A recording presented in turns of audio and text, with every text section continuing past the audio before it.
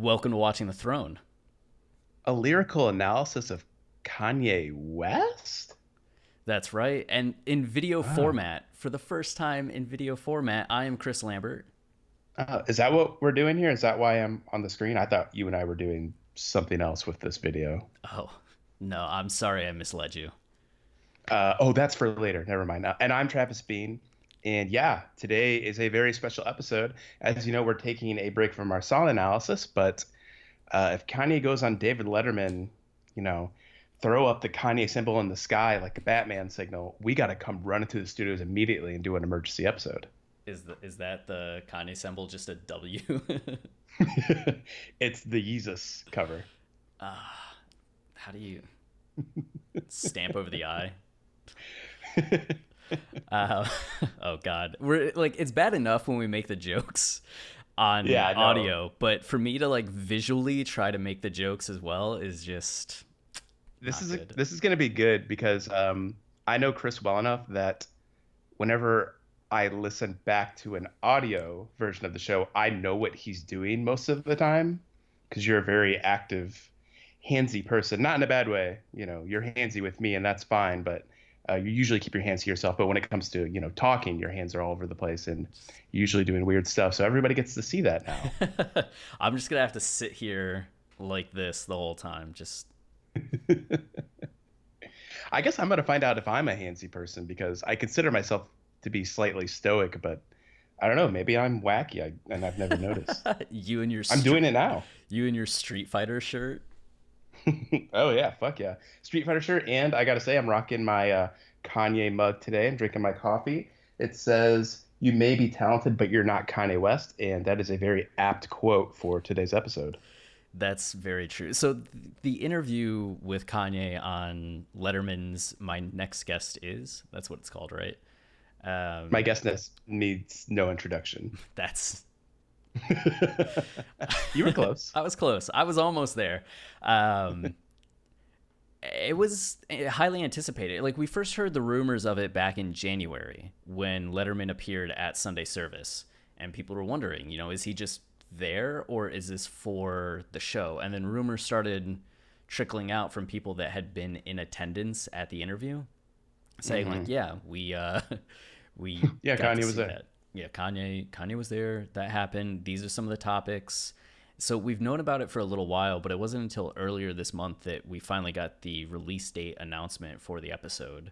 And this last week, more and more kind of talking points have been leaking out as they've been promoting the episode and everything. So I still wasn't sure how it was going to be, and the earlier reports I heard all were praising Kanye, which I am not fucking used to. No, that is not a common thing to happen. No, and there were still some that were like Kanye bullying of Trump supporters, like he's still on. But I think once you watch it in context, you're like, nah, not not so much. But then all the articles I've seen today, as it's come out, have just been people talking about Kanye and mental health, how human Hmm. Kanye was in the interview, which was very refreshing.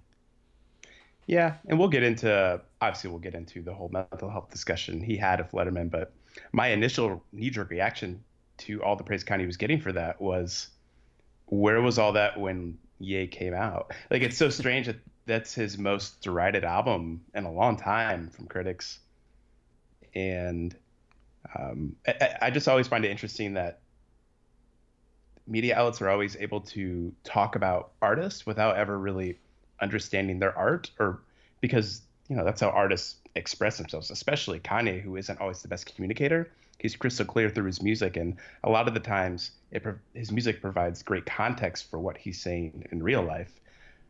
And it seems that all the stuff he was saying on Letterman, he had talked about in poetic detail on Ye, and they all missed it. But I mean that's great. If people are going to praise him for that, then I'll take it. Yeah, like maybe a bit delayed, but at least they're catching on to the conversation now. I've been reading this systems, like thinking in systems book, and one of the things it talks about is the example of stock markets, and the level zero systems thinking is just The stock markets went down, and media outlets will say it's because war erupted here, or it's because of this announcement of policy that the stocks went down or the stocks went up. And that's very superficial rather than looking at historic trends or looking at even the behaviors within the system itself that may have caused it. And I feel like that's the media with Kanye. There's all this stuff that's there to talk about, but unless it's just put right there on the surface, they're just going to do the most superficial analysis that they can of the subject matter, rather than in Yeah. 2018 saying that Kanye with Ye was already diving into this stuff and showing us. And when he talked about being bipolar, oh my God, look how it connects to TMZ. And Hmm. we had to wait for Kanye to get as explicit as possible for the media to respond with any kind of nuance or uh, more discussion on it.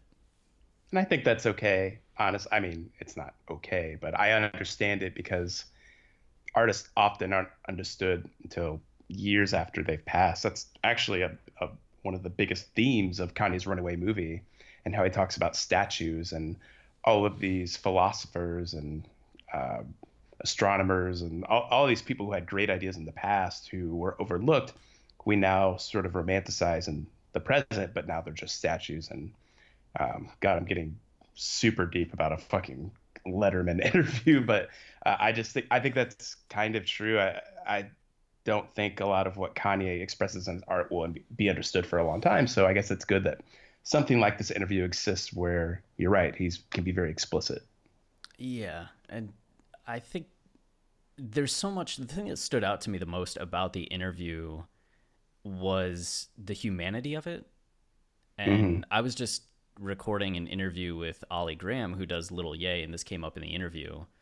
But it was this idea that so much of how we experience Kanye as a person comes through media headlines or social media or just random clips here and there. That Hmm. often with what he said or saying, you don't get to experience the human element of it. Like you don't get to see his face, Right. you don't get to hear his tone of voice. You may only see a clip of him in his ramped up state, and that's how you define him as a person then. Or you hear something that he says that's arrogant, out of context, and that's how you define him as a person. It was such an interesting experience to see him for that long in an interview and be that open and comfortable and just get to hear some of these things that he's talked about over the last year, but have the added depth of his humanity with it rather than it just being a tweet. And it adds, I think, so much more to the experience of him, which is why people are kind of responding so well to this interview. It makes me think about all the drama last year and people saying, uh, this isn't Kanye West anymore. Kanye's changed. Where when you watch Hmm. this interview, I feel like, yeah, this is just the same. This is the Crazy same exact Kanye. dude. Yeah, He calls himself crazy. yeah, Um, yeah, I mean, this gets into a whole host of things that are for going way outside the interview already, but I do think Kanye is. We talk about it on the show. He's a martyr in a lot of ways. Like, and he talks about it on this interview, how people who have loved you from day one, you represented something so special and specific and sacred to them that if you ever color outside the lines, they'll turn their backs on you. And that kind of just comes with the territory. Kanye has to express how he's feeling. He can't hide from the fact that, I don't know, he loves Trump. You know, he has his own personal reasons for it, and he can't mask that just because he's told, no, you can't think that way. And I think most people probably would regress. As he notes in the interview, people are afraid to say they love Trump. A lot of people hide the ugly parts of themselves or what are deemed ugly parts of themselves. And Kanye refuses to do it. And I found the interview so inspiring in that way. He's okay with the price that requires to be uh, just fully yourself without shame, to embrace uh, how you feel and to try to figure out how you feel through conversation and just being so open and working through all your thoughts. Like, that is not easy to do. And Kanye has to be okay with like losing people. because of that. And I think that really aided him for a while. Obviously, I think that's why he was gone for all of 2017. He was wrestling with himself and how he had turned his back on how he used to be.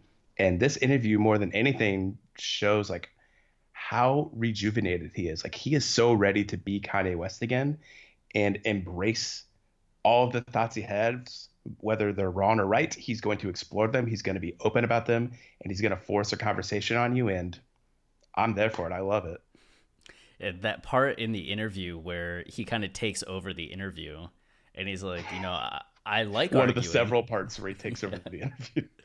And he's just like, you could tell he's very interested in the conversation of it. And I liked to what you were saying when he brought up, or when Letterman brought up, I thought about killing you. Kanye was like, yeah, that's the thought. Like, if think it, because that's what you're feeling. Don't do it. Which him Yeah. saying like, don't do it. I feel like that's something that a lot of people in the discussion of Kanye's free thinking in 2018 were like, what about the consequences of thought or like leading to actions?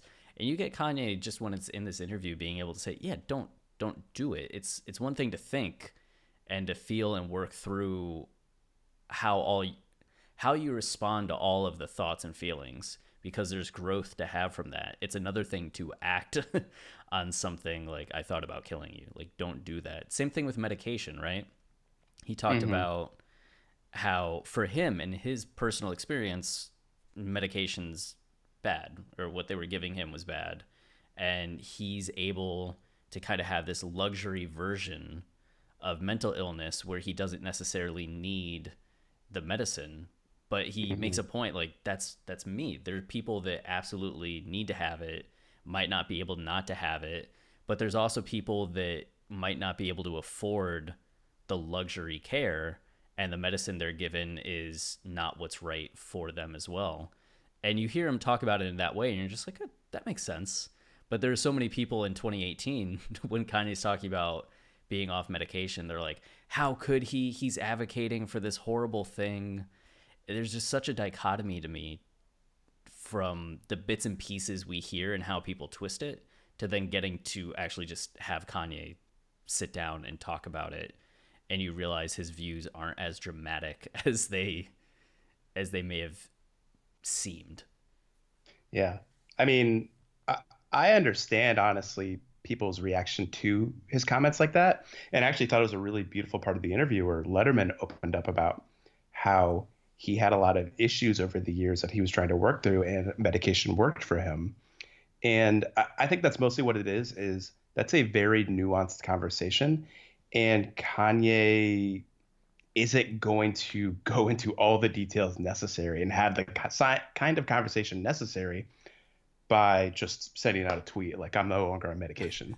Kanye is just, he's always exploring his truth, which I think is great. It's so beautiful. But I get people seeing that and thinking that it's irresponsible, or wondering how that could have effect on other people. And it's good that this interview's out there now. Like, Kanye can go into details and talk about the responsibility of taking or not taking medication and how it's different for everybody. He's very open and honest and vulnerable about that kind of thing, to a degree that I think is hopefully going to help a lot of people. Yeah, the early response has been really good. There have been articles on Huffington Post and other places that are praising Kanye, people saying, this gets at my experience. And it's nice to be able to hear somebody of Kanye's stature speaking to the same thing. I don't feel so alone having experienced that, which I feel is so beautiful. Yeah. I actually thought, beyond Kanye, just the whole editing of the special and how it was structured was pretty incredible, especially with it starting with Kanye and Letterman just sitting and having a very candid, nurtured like conversation about family. Like, Kanye's talking about how he has dreams of having kids that are so unprogrammed that they can actually float. And he's like, look, Dad, Granddad, I can float. I don't know who the granddad is there. Like, maybe it's his grandkids, but it's Yeah, this he was saying beautiful grandkids. image. Yeah. It's this beautiful image that really does set up what the entire special is about and what Kanye's exploring. Again, him getting into deep detail about stuff we don't usually get from him, and that is, and it really encompasses a lot of the stuff we've been talking about. How the reason he isn't on medication, the reason he loves Trump, it's he really romanticizes this idea that it's built into his DNA. That's the way he's programmed.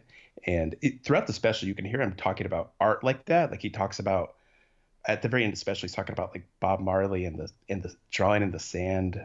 I don't remember the exact quote. And he's talking about how the lighting at Sunday service is so crucial to creating this like floating element to Sunday service. The way he talks about music, he talks about his own life. Like he's so spiritual and philosophical about himself and his being and his existence that it's to the point where when the reason he's able to embrace Trump is he's like, because it's built into my DNA. My instinct is to love. And I can't deny that just because I'm told not to love Trump. I can't deny the fact that when I get ramped up, I go to a very special place that allows me to have these next level thoughts and create this next level art. He has embraced that that's the way he was born from birth. And all of that discussion really gives some great context for what he's been talking about, I think, for the past couple of years. Because my one knock at the interview at first was it was a lot of repeated talking points for Kanye. He's always talking about, children should be able to jump on the table and like dance, and you shouldn't tell them to get down, like let them just do what's in their nature. I just love that he's finally going into detail about himself and how he has those points of view just from his experiences from the past 2 or 3 years, and how he felt so pressured to be somebody who he wasn't, and how he had to finally embrace that I need to be who I was as a kid. And that's what Ye's all about. That's what Ghost Town's about. Put your hand on the stove, like become a kid again. Because when you're a kid, you are good, you are noble, you love everyone, and that's the way Kanye wants to be. And there are a lot of things to talk about when it comes to like loving Trump. There are ups and downs of that kind of thing, but when we boil it down to the core of Kanye's message on the show, there's just nothing you can't smile about. Like the dude is just at such a good place. He is preaching the right kind of message, I think. And I think, honestly, I was motivated, and I hope other people will be too. I think by nature, I'm a very reserved person, and Kanye says, don't do that. Like, be the maximum version of yourself. And I'm ready to do that after this. Good. Yeah, that was one of my favorite quotes. I love people being the maximum version of their character. I love people being themselves. And that's been such a huge thing that he's advocated for this whole time. Oh, no. Reconnecting. There's a poor network connection. The dangers of using Skype and recording video. Ah, there you are. Is a great image of me, though. It was. I thought you were taking the longest drink at first, and I was just like, he's very concentrated. I talked for a really long time. I really needed to quench myself. Is this the true Travis? He's just a long drinker? This is what you don't see in the audio version of our podcast. I drink very long sips of water. Which is why I talk so much. That's I just know I can hear his gulping. But that was one of the interesting things in the interview. You bring up the Trump stuff. When I felt like Kanye and Letterman, it was the one time they weren't quite in sync. It seemed that Letterman was talking politics and Kanye was talking more about just having an opinion on something and wanting to have a conversation about it. Like somebody liking Trump based on what information they have, is that worth bullying them over because they voted for somebody, because they may wear a hat when it represents different things to them? And that's what Kanye was trying to get at, where Letterman's trying to talk about the actual experience of Trump as a politician and the impact Yeah. that he's having on people. And it felt like neither one of them was responding to the other properly. Yeah. That was, I mean, easily the most frustrating part of the interview. And honestly, I have to say, probably on both ends, because this is the part where I actually do kind of have a knock against Kanye. And when I say Kanye talks in circles, I think this is probably the area he most does it.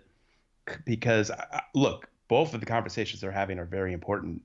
And I'm totally on Kanye's side about what he says about being bullied for loving Trump.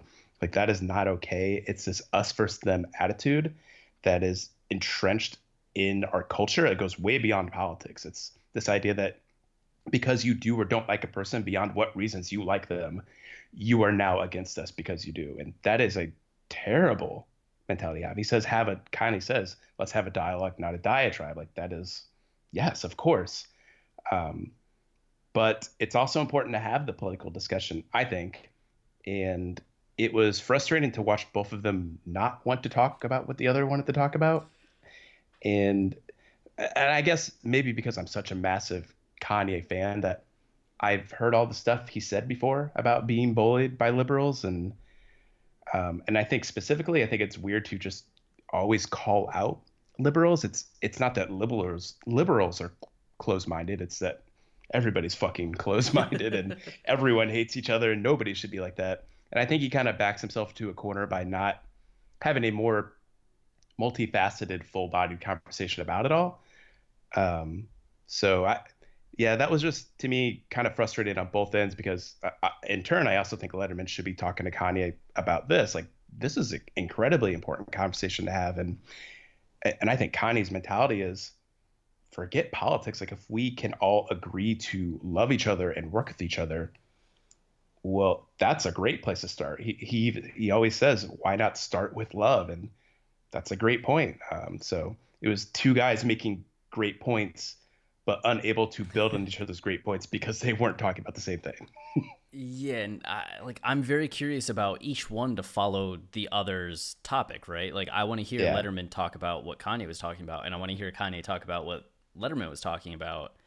Uh, yeah, and I do think it's one of the interesting things with Kanye is that how he frames topics can sometimes, like, you listen to him talk about the 13th Amendment, and it's something that other celebrities have discussed, and it is applauded. It is lauded that they're talking about uh, the prison clause and the continued slavery clause that's part of the 13th Amendment, where there was the documentary 13th that got all this praise. Anna DuVernay, is that her name? I think And it's Ava. Ava? Yeah. That makes more sense because the double V always stood out to me. Um, she gets all this praise. Kanye brings it up, but because he brings it up in a wilder way at first, just talking about abolishing the 13th Amendment, Yeah. everybody's like, what the fuck? Rather than getting the context of it. But he brought it up during the Letterman conversation, and nobody applauded, and he actually called out the audience like, you're not going to applaud that, like, when I'm calling that out. But it's interesting how just slight tweaks in phrasing, because what he's saying about liberals bullying Trump supporters or people wearing the hat, yes, but because it's so specific to just liberals, and as you said, not acknowledging the other side of the conversation and how it goes both Yeah. ways and how it applies to more. If there were more examples there, I think people would be saying like, yes, that's a great point. We should have this more holistic view, but because it's so boiled down to just liberals bullying Trump supporters, a lot of people start to dismiss it or group it in with political support of Trump and want to make it about politics, which is not what Yeah. it is. That's the other frustrating part of the whole interview is that because Kanye's not willing to have that kind of conversation, and I mean, I get it on some level because Kanye was bullied by liberals. Like, the top in Sacramento after he said he loved Trump, like, that was the beginning of the end. that's when his fans really started to turn on him, and a lot of his fans are probably Democrats who don't love Trump. Um, and you start to form this image of Kanye, and your image is this stereotypical image you have of a Trump supporter, racist, sexist, like against you. Again, it's the us versus them mentality that's completely wrong and off base, but a lot of people naturally go that way, and that's how you start to think of Kanye. And to the point where in this interview, you know, this is what I found very frustrating about Letterman, who by the way is like a hero of mine. I love David Letterman. I never knew that. I wish I could go back to like the 90s when he was like his heyday, and like I knew who all the celebrities were, and I could watch David Letterman every night. Like I wish. That sounds amazing. It frustrated me to see him kind of throw out these sort of easy wins. Like he would just say things that he knows everybody's going to clap for. Like, well, what about the women who are, under a lot of strain because of the Trump administration, and everybody claps. And I mean, duh, like, of course that's true. And of course, everyone in your audience is going to agree with that. And of course, all the liberals out there who want to love Kanye but can't are going to love that. And it just goes, again, it really speaks to, I think, Kanye's core problem with the whole discussion is that the idea is that Kanye doesn't understand that, or that Kanye doesn't support women, or that Kanye isn't fighting for all the things that everyone who's fighting against Trump are fighting for. And Kanye immediately, he has to throw out the obligatory comment, of course I support women, before he launches into what he thinks is a more important discussion, which is like, but that doesn't mean we can't talk to Trump. Like, that doesn't make it okay to bully people who love Trump. Why can't we have a wider dialogue about this? Like, if we really care about the issues against women, like, let's do something about it. And I think, time has shown, especially, in light of David Letterman sitting there talking about how terrible the Trump administration is for women, that things don't always get better just because you fight. And well, I mean, of course you should always fight. Maybe that's not the right way to express it, but because I think that's one of the things I actually understand about people who are disappointed with Kanye is it's important to fight. Actually, it gives you power. It gives you hope for a better future. But there has to be a balance there too. And I think Kanye, that kind of really showcases why he doesn't want to ever talk about the politics and why he really wants to focus on the conversation part, because nobody's doing that. So if it's kind of actually a beautiful balance if Letterman's out there screaming about, all of the problems the Trump administration has, and Kanye can actually go into Trump's office, which he was crucified for, which everyone, went fucking nuts when he hugged Trump and thought, like, how could he? But he's in there and he's talking about prison reform. And what do you know? Some meaningful action was taken on it. Both of those things are important. And it just, it's frustrating to see Letterman do that. And because I think when he says that about women, he's really painting an image of Kanye that Kanye doesn't feel that way. And that's not true. I don't know. Yeah, I think it gets at the point that you were saying that, or Kanye mentions it shortly after, that people are afraid to bring up topics. And that was kind of the crux of what he was getting at when he started bringing up the Me Too movement and us being at the tail end of, or seemingly at the tail end of the Me Too movement, and Letterman then mentioning, like, well, as scary as it's been for men, it's much scarier for women that have been on the receiving end of this for decades, centuries, lifetimes. And the point Kanye is trying to get at is that, yeah, we had the Me Too movement because people were finally speaking up and they weren't afraid to speak up. And that's what all of this has been about. Like, if you create a culture where people can't speak up on topics because they're afraid, then there's going to be issues and people are going to have power over you that they shouldn't necessarily have, whether that's however the direction that goes. It can be dangerous when wielded by anybody. So that's why we need to have this culture where people are able to express their experiences and people can listen, and then we can act on it and find meaningful. It's not like Kanye's against the Me Too movements. It's not like Kanye is entirely for everything Trump says or does. He just wants people to be able to express themselves and be heard and be able to have conversations about all the emotions that come out of these things. Yeah.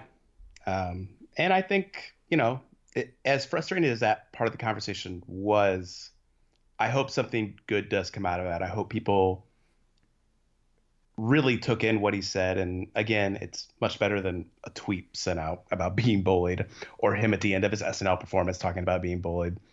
Hopefully there's a little more insight here into what Kanye was going through and how he felt detached from himself, and how, pushing past the bullies really helped him get to a better place.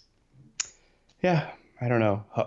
I think ultimately the conversation was good. And I mean, obviously we're not going to convert everybody to being a Kanye fan, but it's a good start. Yeah, I think it was something that people will watch and be like, you know what? I feel like All right. that usually happens with any Kanye interview. Yeah, I think more people come away liking Kanye when they interact with Kanye. Like most people that listen to his interviews that I know that have said like, "Oh, I hate Kanye, can't stand him," are just like, "Yeah, he doesn't seem that bad," or go from neutral to positive, or from positive to a fan, because there was something that they heard him say on a human level, not just music. That they're like, hmm, Yeah. Again, gets back to the whole martyr discussion, how he has to be okay with being that person. When you say crazy shit, like, you're going to get taken out of context, and that's just the way it is. And again, that tells me why he likes Trump, because Trump says crazy shit. So I get it. yeah. I did like the part where Letterman asked him about producing and that transition from being a producer to a rapper. And we really heard Kanye, I think for the first time, talk about that in retrospect of where he was. Because I think a lot of how we think about Kanye in his producer times and College Dropout comes from Last Call, right? And him being Hmm. like, people told me I couldn't rhyme. Like, I played him Jesus Walks. Like, what the fuck? Like, I'm Kanye West. Here's the College Dropout. Like, suck it. But then you hear him be like, yeah, my raps weren't as good as the rappers' raps. And when I listen back to it, I wasn't really as good as I thought I was. And he says it very like cheeky, like, oops, which really like cracked me up. And I think just goes to show, as much as people talk about Kanye's ego, there's an extreme self awareness. And where that ego often comes from is the belief that I can do this. But that doesn't mean he's so disconnected that he can't look back at it and be like, eh, Yeah. maybe not as good as I thought, but I did what, like, I had the attitude I needed to have at that time. Yeah. Um, I love that whole conversation he had about Jay, and how David said that Jay was more of a narrator and Kanye was more of a Yeah. character. That was a great note, actually, but I love the way Kanye transitioned out of it and kind of boiled it down to what it is we all tell our own stories through our art. And you can never back down from the story you're trying to tell. You have to be true to who you are. And he even quotes a Drake line, like, I made history, his story. You have to not back down from the story you're telling. I mean, it kind of paints how Kanye was at the beginning of his career. He always felt that way, and how many times he's sort of drifted away from that and had to pull himself back in and remember why he makes the art he makes. I also had really liked the character narrator distinction, because whoever Dave's friend is that made that note was really, I think, condensed it so well, because Jay really does feel like he's telling you his story, where Kanye feels like he's showing you what he's gone through. And that's kind of the major difference Yeah. between listening to the Black Album versus or the Blueprint versus listening to My Beautiful Dark Twisted Fantasy. Kanye's or Kanye's giving you this experience of this is how I felt in the moment and what I went through. And by listening to the album, you're going to experience it through the music, through the lyrics in the moment. So something like I Am a God, that was me in that time, not me narrating to you how I am and what I believe in, which is what Jay does. Right. Yeah, I think that gets back to what you were saying earlier about the good this interview can have because it's so explicit. I do think Jay is more explicit, and not in a bad way. Like, that's why so many people feel inspired by Jay, because he talks about the issues. He talks about what it's like to be to be Black in America, to be in a low position, to feel oppressed. And he talks about it very candidly in a way that's easy to fit yourself into the narrative. Kanye is more internal. He explores all of those things that Jay does, but in a less direct way, to where you really have to think about the stories he's telling and the narrative of his albums and the themes he's exploring, the imageries he's using. Like, there's so many elements to it, like a film, that are required to understand before you get it, and you can put yourself into the Kanye character, and you can relate to the struggles he's feeling on a song like I Am a God, where it's kind of this ironic song where he's not like godlike in any way, shape, or form. He seems like a very sad individual who's alienated and imagines having a conversation with Jesus because he has nobody in his life. That's definitely something we can all relate to. We've all felt alone, detached from ourselves before. And it's just going to take time for people to understand that. And I think that's just kind of the cycle Kanye albums are on now. Like, everything post My Beautiful Dark Twisted Fantasy is appreciated 5 years later. And I think Ye will probably be on that level someday, because people clearly didn't understand the bipolar discussion he was having on there. He's only now being praised for it because he talked about it on Letterman. Now, someday, I think we'll fully understand Kanye and everything he was trying to discuss. Yeah, and I just thought of an example of that explicit implicit dichotomy between Jay and Kanye. Like, Jay might have a song where he would rap about the civil rights movement being co-opted by culture and it becoming less powerful than what it was, and he'd just describe it and tell you about it. Where Kanye on Yeezus has black skinhead and brings up Malcolm X and starts to present himself as this figure and about this revolution, but then by I'm in it, just put my fist in there like a civil rights sign, which some people might not connect to black skinhead or see as a degeneration of his viewpoint of finding this movement as very empowering, but then just throwing away any of that power into sex because he's using sex as an escape. And you're seeing Kanye show that transition and the loss of that empowerment through superficial means or like loneliness or culture, like all the themes that are going on there, where Jay might just have a really like strong verse that talks about that topic explicitly. Kendrick would do something like that too on To Pimp a Butterfly or Damn. And you're just like, oh yeah, like really well said. But that's with Kanye to get the same, he's doing the same thing, but you just have to come at it in a different way to get that same detail. And one has more logic to it, the other has more emotion. And Yeah. Different approaches. Yep. Different strokes for different folks. That's what I always say. Absolutely. Other parts of the interview I loved that Kim was there.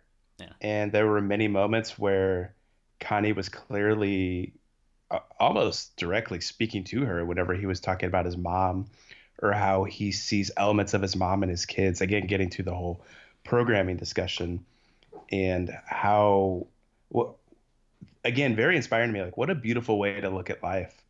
Like, there's no, it's not even like, it's not divine or anything.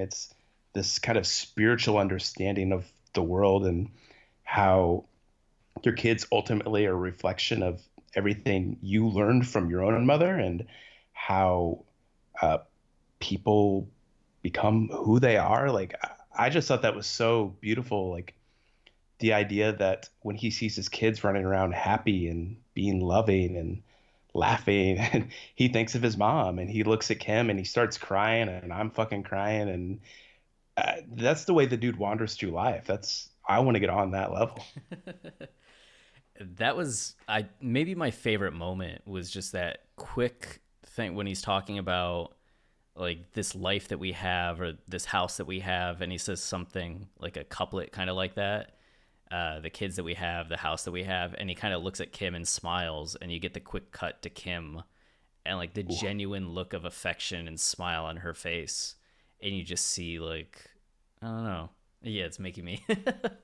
I get yeah. very emotional. It's not just like Kanye makes me cry. I get very emotional about any time people are happy. Like I cry at The Voice because You like cry every episode then. a lot in the blinds when like the family's off to the side and they're so like Oh God. please turn, and the chair turns and you see the parents crying, then I cry. Yeah, I had a couple of moments I teared up. Actually, this is probably the most embarrassing part. I teared up at the very beginning when Letterman introduced Kanye, because nobody in the crowd knew it was going to be Kanye. That was honestly one of the best parts, was the genuine shock that a lot of people had. And when he came out, and like there were definitely people in the crowd who were, if they're as big as fans of Kanye as I am, like they're definitely crying. And like I like must have envisioned myself in the crowd or something. Like what, I've seen Kanye a bunch of times. Like he was just at Sunday service. It's not like he hasn't been around, but I felt like I was being surprised by Kanye, and the fact that he was there and like it was happening, like I teared up a little bit. It's just an excitement. Did you see the one woman in like the bottom left corner of the screen that was just jumping Yeah. up and down when they announced Kanye? She's like, ah. That was me. You in your house while your wife's like, Travis, stop jumping on the bed. I I had a very instant connection, because the first thing they talked about is breakfast, and he said he had fried eggs, and I had a fried egg this morning. Amazing. And a smoothie. I was there. I didn't have a smoothie, but I almost ran to the kitchen and made a smoothie after he said that.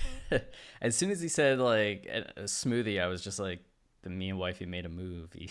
Like, He should have said it. could you imagine? You know, he was maybe thinking it. Maybe he wasn't thinking it. Yeah, even Kanye has to censor himself once in a while. He just makes direct eye contact with Kim as he says it. The me and Let's wifey go make a movie right now. get up and leave. That's the end of the interview. Letterman bursts into tears. Like, I wanted it to go well. The dressing of Letterman was Oh man, really like I love it. I like the Yeezy style.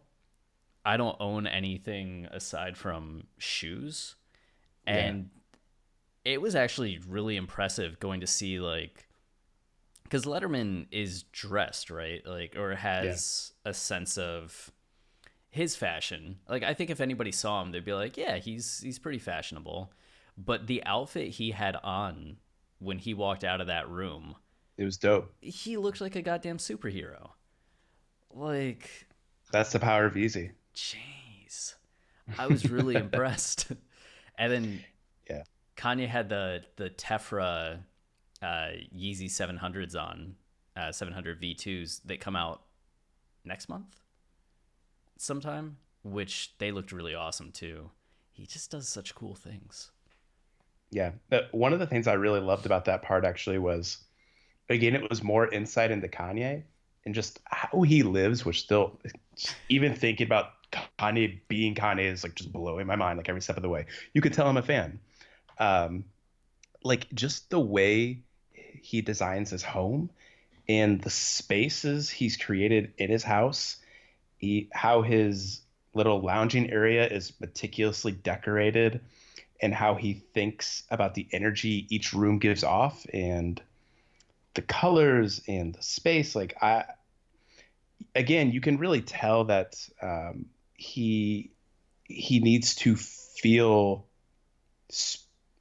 any, spiritual philosophical thoughts he has like drift even into his home, and how interested he is in architecture. You can just tell that it's so core to his being and the way he functions and the way he thinks it. The space around him matches his energy.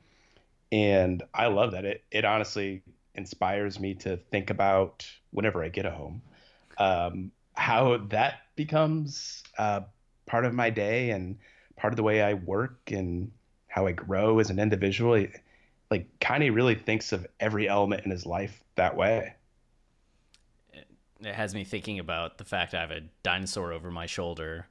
What energy does that It's bring to very the room? Chris. Yeah. Is that wabi sabi? That is so you, Chris. Like everything about your place actually is very you. Yeah, is that a. I guess that's a good thing, right? As Kanye said, Absolutely. maximum character. You are definitely that. Yeah. Got that thing at the Burlington Aquarium in Vermont back in Great. 2007. It's gone to Cleveland. It's gone to Iowa. Iowa. Now Texas. He was too cool for Iowa. Was way too cool for Iowa. But the design elements, like thinking about the house and what he was saying about working with James Turrell, and you had mentioned this and hinted at it, not hinted at it, but you had mentioned it earlier regarding Sunday service and the lighting. He talked about being inspired by the strobe lighting and tour lighting of U2 and Daft Punk. And you Yeah. can see how that may have gone into the Glow in the Dark tour, how that might have affected St. Pablo as well. But with Sunday service, there was a difference between the energy that a strobe light brings and the energy a room bathed in light brings. And one kind of ramps you up and the other calms you down. Hmm. And there was something really, like now that you're mentioning the energy of the house, you can't have those lights on in a house all the time. And you definitely can't paint a house just a blush red all over the Hmm. walls and ceiling. But there's something really nice about all that white, and maybe you could see what he's trying to accomplish then with it being just very, very, very uh, uniform in that way. Hmm. And I know people when they saw pictures of the house were like, "What is that? What's like? Why is this house just so bland or all white? Like it looks like a psych ward or what have you." I think it actually does bring that kind of calming energy to everything. You just exist in this light the whole time, and that's the energy you want to kind of the neutral energy you kind of want to have. Yeah, and it's great for kids because you can run around like crazy and not worry about knocking anything over. Yeah, but if you mark up the walls, That's true. The keep the crayons away from them, I guess. you just have one room that's just like no crayons outside of this room. I was gonna say Kanye definitely has a room where they're allowed to paint the walls. I had a sticker wall when I was a kid, which my parents didn't really know about for a while because I kept them all behind the door when the door was open. So it was just like this entire size of the door covered in stickers. And when they saw that, they were just like, "Go for it." You piece of shit. But it went the whole length of the wall. And when I sold the house, I was gonna uh, say, did it peel the paint? I left them on the wall. Oh, I your sold stamp. I sold the house and was just like I could take these all down. What an interesting decision. You never heard anything about it? No, no. I was like, they have kids. The kids will like the Mm. stickers I had 20 years ago. They probably also met you. Were like, yeah, we expected that. No, I never met them. Oh, okay. I was always Well, curious. they heard of your lore. Yeah, they're just like, this is the Chris Lambert's house from Uh, Highlander what are and Mortal what Kombat. other kinds of weird shit are we gonna find? Yeah, you're gonna find a sword. A sword, an invite to a tournament in the outer world. Ah, man, Um, but sorry, keep going. I was gonna say, do you want to? Are there other moments you want to talk about? Should we get to some of the questions that people asked on Twitter? Yeah, we can get the questions. I just want to note what was probably the best quote from Kanye, which was the perfect mix of Kanye. It was goofy and like deep. Like you hear it, you're like, well, that's dumb. And then you think about it, you're like, man, that guy's onto something. When he said, we spend a lot of time inventing something past the zipper. Oh yeah. And it was because David Letterman was asking, like, oh, would there be zippers if we had Velcro first? And Kanye actually thought about it for a while. And then that's what he responded with. And just like, yeah, this guy's up to something. Yeah. What's it gonna be? What would be beyond zippers? And it's not Velcro. But that quote, like, that's so Kanye, like, that goes so far beyond clothing. Like, Kanye's always thinking, he says it himself, like, thinking lifetimes ahead, George caught Jetson. between space and time. George Jetson, like, he doesn't have time for zippers. Like, fuck zippers. So let's go through. There's not many questions, but we got 12. Oh, God. Let's see what we can go. Chad slash Kanye Omari West said, talk about how Kanye acted like a child when Letterman said, you didn't vote. You can't have an opinion on that. Kanye said, ooh, you got me. Ooh. Yeah. Yeah. I don't know. I kind of agree with Letterman, like, because I think one of the important things I would actually say about Kanye, the conversation Kanye's having, and how he's thinking beyond politics, and how it's important to have a conversation with people you don't agree with, is that, yeah, have that conversation. And the way you can be political is by going to vote. Like, that's how you make a difference. And that's important. So I don't think it means you can't talk about something that's, I get when people say that, and I sympathize with it a little bit, but I think it's kind of ridiculous. But ultimately, I'm glad Letterman says it because hopefully it lights a fire on everyone's asses to go vote. Yeah, that's a weird place that I stand on it because I think to what you said earlier about like the easy wins, that to me was like a very Yeah, easy of win. course. But at the same time, we need so many people to vote. Voter turnout is ridiculously low. And with all the gerrymandering and everything, not to get on a whole political, like we need Yeah. people to vote. Um, so I get the sentiment as well. And it's been talked about that social pressure is one of the greatest avenues for voting. So in that way, okay, like, but Yeah.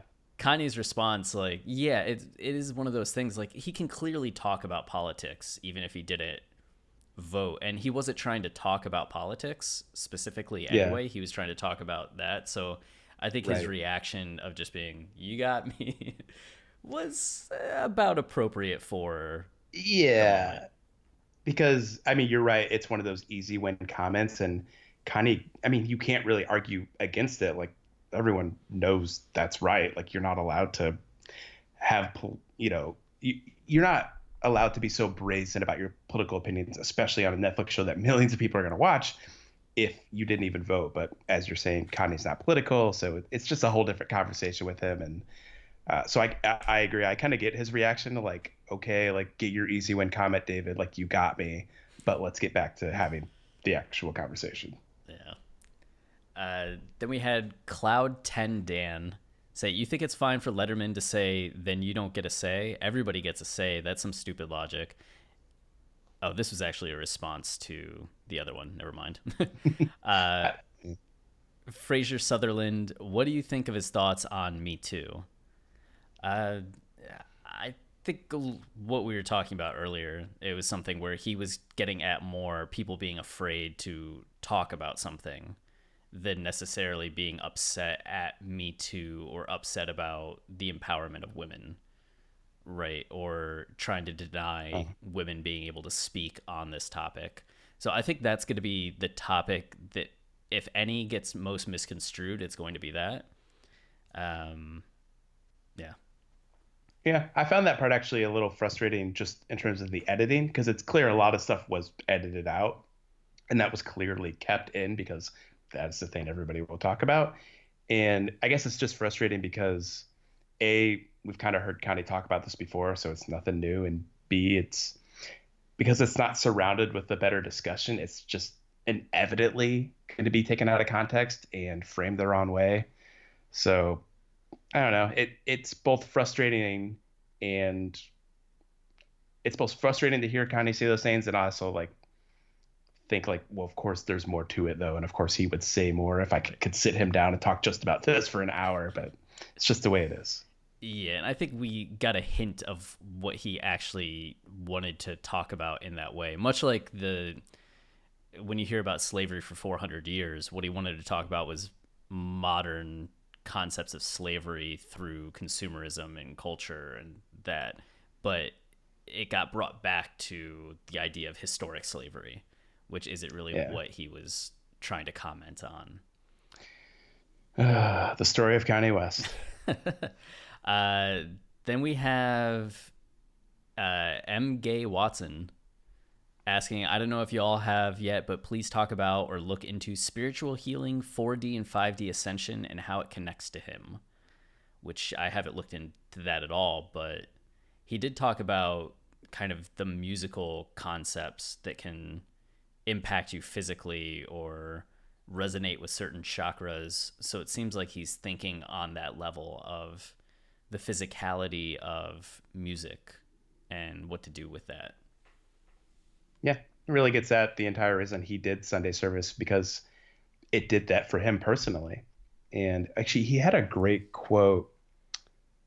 I had it written down, but and I probably won't be able to find it, and it'll be annoying for me to try to find it. But that uh, he actually, let me find it. Oh, here it is. I use art as a superpower in a capitalistic world, and then I give it as a gift to other people, and I use it to make money.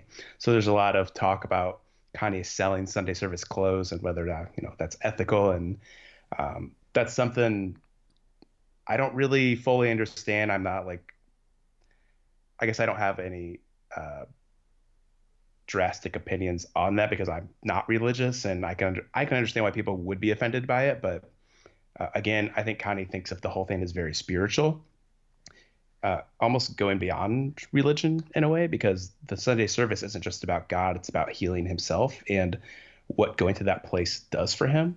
And he's hoping it helps other people. And I guess it just makes sense to me that if you can make money while you're doing that, because you're spending a lot of time and effort on it, then yeah, of course. All the better. All the better. If Talking about if it spending allows him to keep doing it. talking about spending a lot of time and effort and money, we have new shirts and phone cases and mugs available on watchingthethrone.com. We're If you would like to grinding it buy out them, just like Kanye. man, uh, those things aren't doing well. Yeah, Uh, don't say that. no. Generic SC Prod said, what's your position on Israel and Palestine? Doesn't seem relevant to the That's for interview. our side podcast, Yeah, the our IP political podcast. podcast. Yeah. Then we got Chocolate Socrates, King Veli. Wait, I didn't see it yet. That's not a question. You think I'd filter these out rather than just reading them? Now it's live, man. Addie Roly Poly.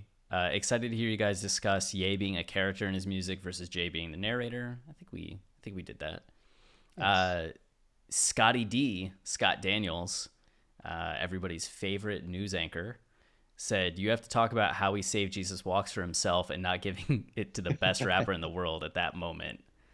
Yeah, That's haven't we Kanye heard that talk. about Kanye before? Yeah, I mean, he was saving beats for himself, right? He talked about that on Last Call, and that was Mhm. something that people had talked about from it.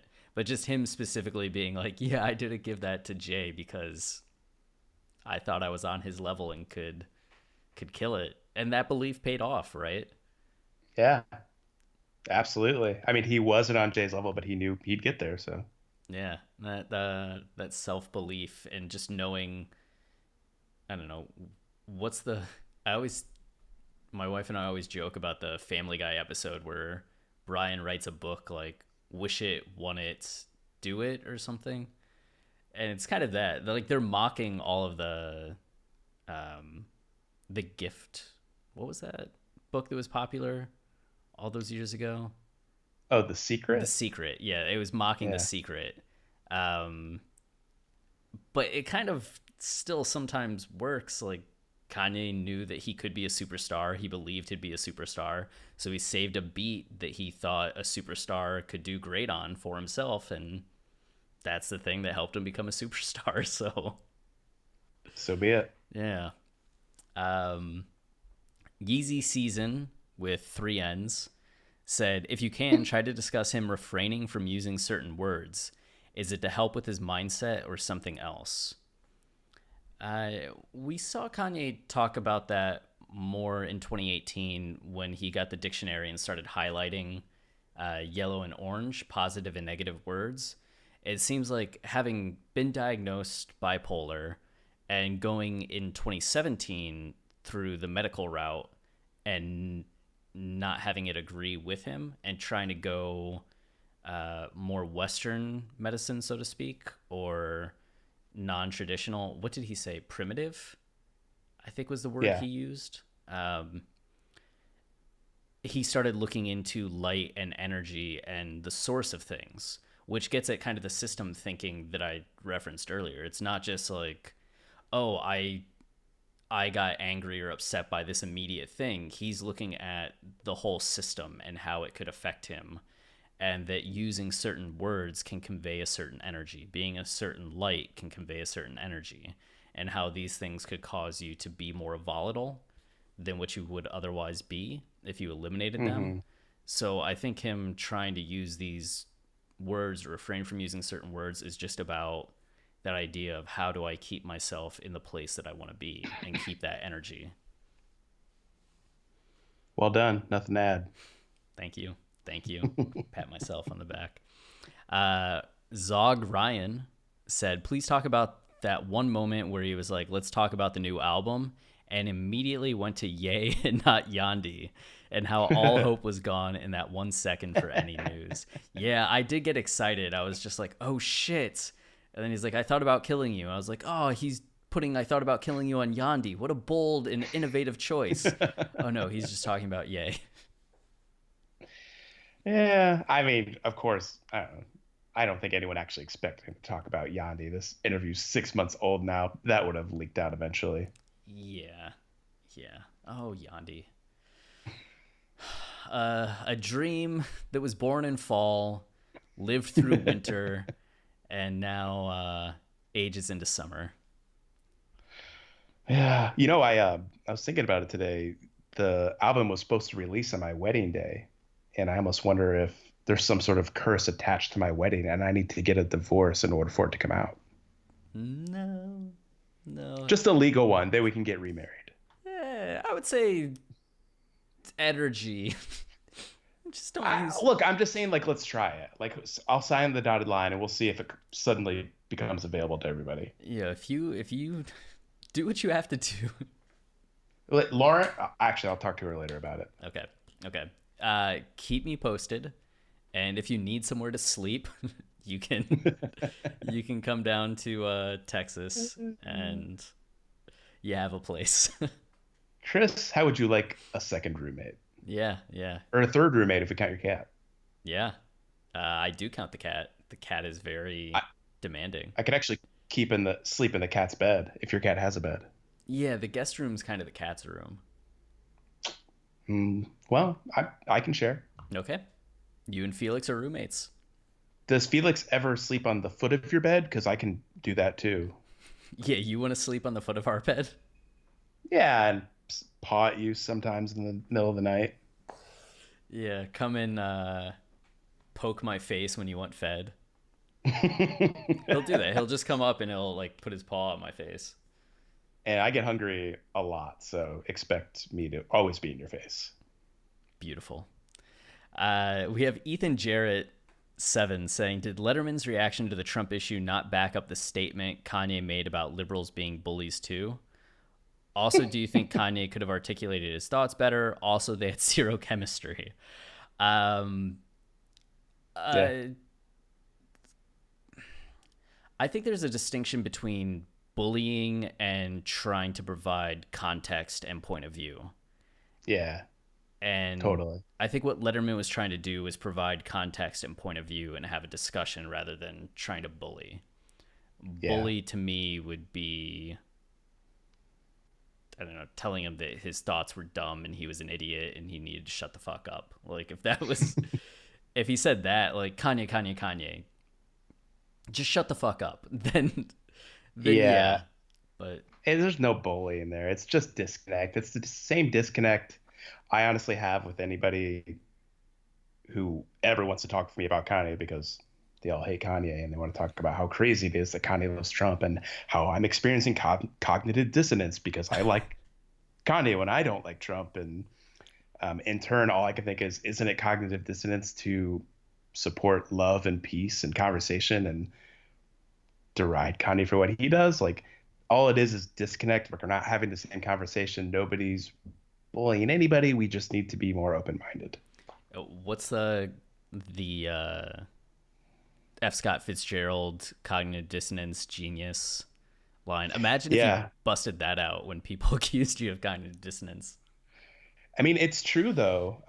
He says a true sign of intelligence is having two conflicting thoughts at the same time, and that's true, because it is conflicting to not be a fan of Trump and to have my most favorite person in the world love Trump. Like, that's tough on its surface. It's really hard to see Kanye hug Trump, um, but taking the time to understand why he hugged Trump and realizing it's something I agree with, like having those two thoughts, like that, I think that's made me better. That's made me more open and ready to have the kind of conversation Connie's encouraging everyone to have.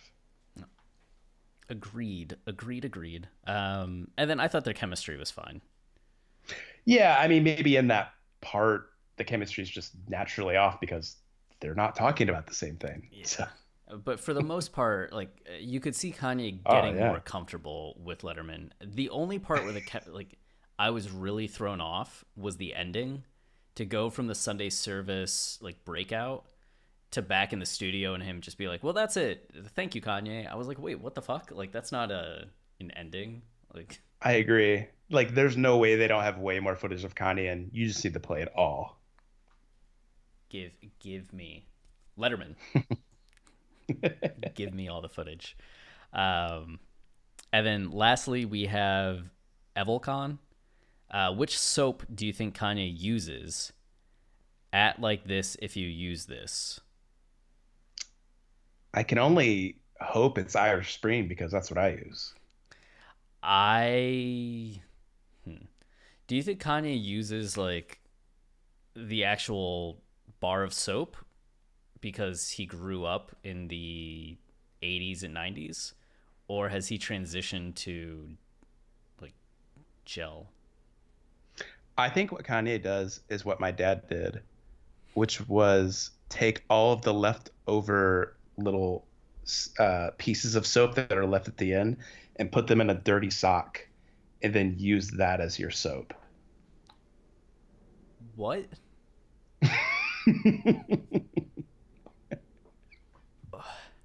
I think that's what Kanye does. I don't know why. It's just an instinct I have there. I I And maybe don't it's because I think of Kanye as my dad. I don't know. I don't think that's what Kanye does. Well, we won't know until we get him on the show and ask him. First question.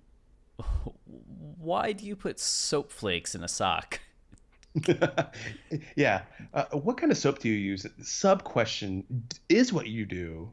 And then, Yeah, and then he's just like, "You two are unlike any interviewers I've ever experienced.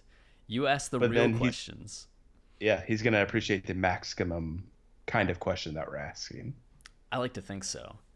I like to think so. He had one other moment that I really loved that I just remembered, and now I forget. um, oh, When he was ad-libbing over Ghost Town at Sunday service. Yeah, that was amazing. that was pretty amazing. There was a line: "If you guys want these crazy ideas, these crazy stages, these crazy music, and this crazy way of thinking, there's a chance it might come from a crazy person." That was a really good line. It was That's what should have ended the interview. just go to that and then have him stare into the camera. It would Um, still be the most riveting television I've watched in a long time. Yeah. We may, I don't know. I guess that's enough for now. We may need to do like a follow up if people have any other questions or we have any other topics, but I think we covered it. We're going to be doing some live AMAs probably pretty soon, and I imagine those questions can come up there. Smart. Smart. These are the hand gestures I do when we're recording the episode too. You'll say things and I'll be like, that's Smart. smart. Travis, you just get it. Yeah. You got those glasses on. And you've been able to see me whenever you talk, which is just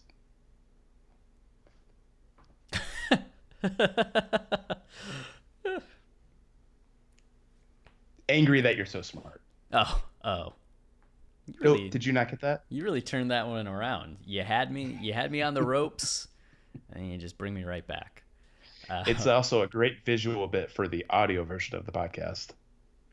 It's true. Oh yeah, some people might not be watching this. Go to YouTube.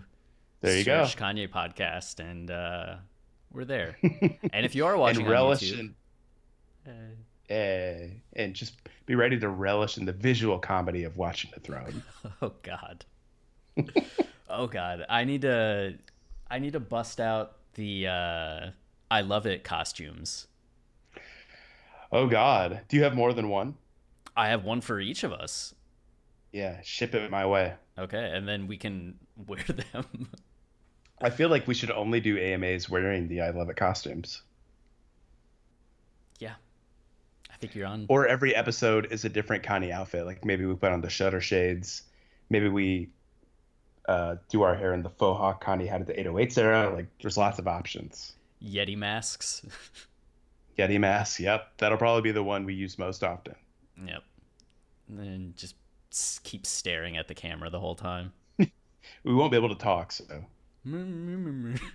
Kanye's saying it. It'll be fine. Yeah. All right. Well, we appreciate you taking the time to watch and support our podcast and show. If you're on YouTube and you want to help us out, easiest way is just to like, subscribe, comment, as that tells YouTube that we're content that people enjoy. If you're listening on iTunes, rating us goes a long way. Otherwise, we have the ice cream style or Kanye albums done in the style, or wait, ice cream cones done in the style of Kanye album covers available at watchingthethrone.com, and also wrote an entire book on Yeezus that's available on Amazon. We did that? We did that with the I help remember doing that. of The Most Unruly and Martin Connor. So it's your money goes to 4 different people that are all in need. I need it. Please, I need it. I have to go to happy hour with Lauren and I can't afford it. This is insane. Yeah, no. You and your happy hours just become sad hours. Anyway. Yeah, okay, we're done with that. Yeah. Till the next time, stay wavy. And loopy, keep it loopy, all that jazz. Cheers.